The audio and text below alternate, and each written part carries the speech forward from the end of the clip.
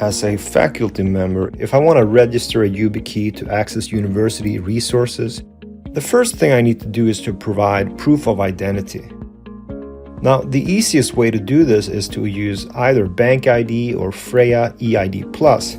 However, if none of these methods are available to me, I can select to perform manual document verification at a university service center.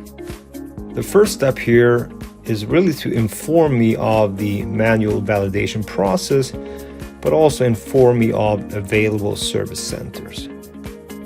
At a service center, a staff member will examine my identity document or documents for validity and resemblance to my person. The staff member will then input or scan my civic registration number, which will be matched against my university user account. Next, the staff member will have me register my YubiKey by inserting it into a computer and long pressing it to generate a YubiOTP passcode. This completes the service center visit, and I can now continue to the next step on my own.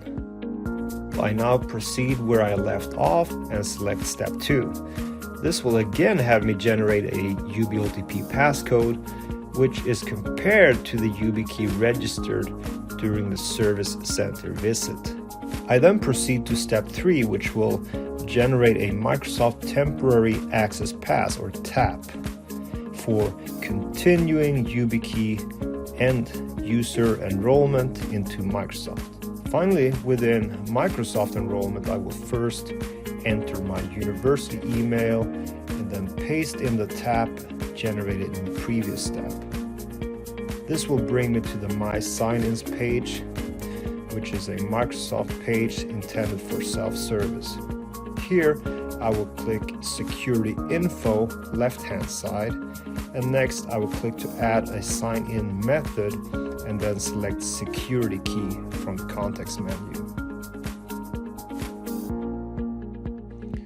From here, I simply follow on-screen instructions to register the YubiKey with Microsoft,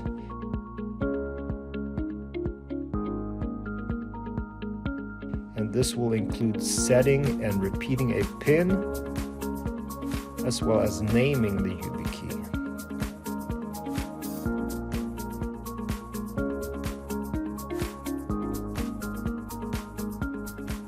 At this point, I have successfully registered my YubiKey with the university and its services.